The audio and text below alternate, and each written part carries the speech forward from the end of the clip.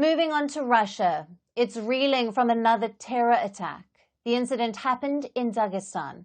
It is a Muslim-majority republic with a history of unrest.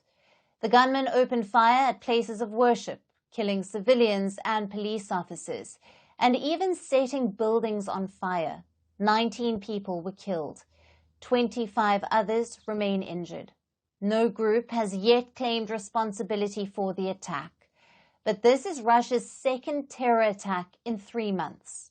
So what explains this uptick in violence? Our next report tells you. It was the day of Pentecost, a religious holiday in Russia. So people in Dagestan headed to churches. But little did they know, it would take a deadly turn. Gunmen opened fire on places of worship.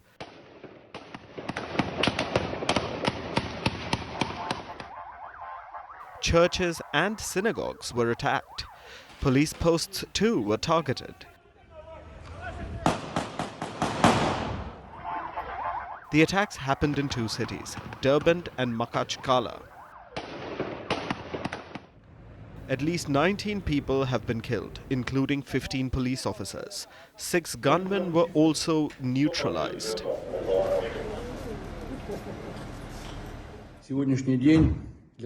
Today has become a day of tragedy for Dagestan, and not only for Dagestan, but for our entire country. Unprecedented in their cruelty, terrorist attacks were committed today against religious sites in the capital of Dagestan, Makhachkala, and our ancient city of Derbent. In Derbent, buildings were set on fire. This included a church and a synagogue. Attackers threw Molotov cocktails at the building. Among those killed were a priest who had served the city for over 40 years. Derbent is home to an ancient Jewish community, which makes this attack unprecedented. No group has claimed responsibility for the attacks yet, but Russia has called it an act of terror. Law enforcement agencies say it was the act of an international terror organization. Meanwhile, Dagestan's governor called it an attempt to destabilize his region.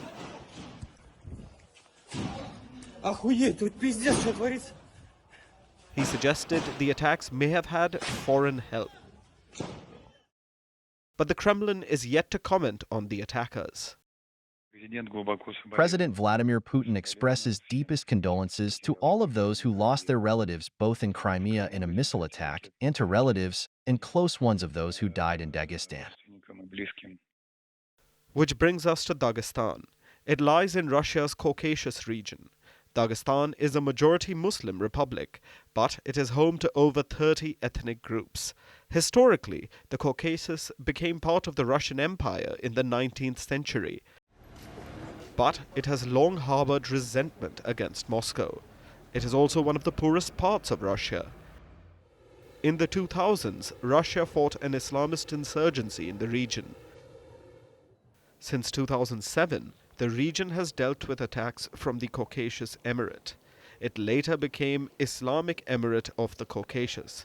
It staged attacks in Dagestan, even in some of the neighboring regions. Till 2017, the entire region was restive. Since then, attacks here have been rare, but the recent attack has brought it back into focus. We understand who is behind the organization of these terrorist attacks. We understand what the organizers were trying to achieve. Dagestan is on edge again, and it's because of its multiple ethnic groups.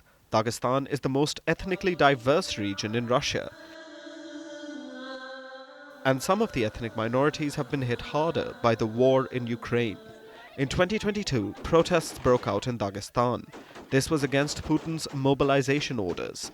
Then there's the other war in Gaza. Tensions ran high in Dagestan after October 7th.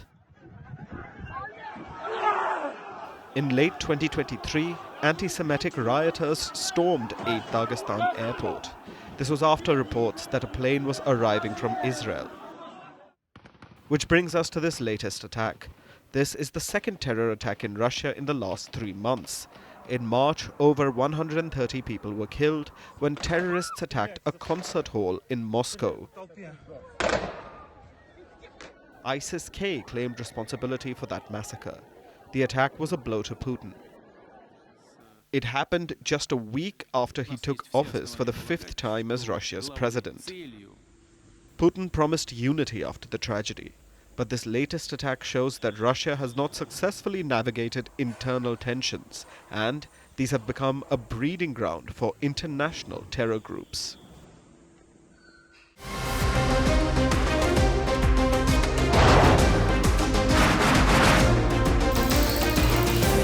Also today, the T20 World Cup bandwagon has moved across to the West Indies. What can we expect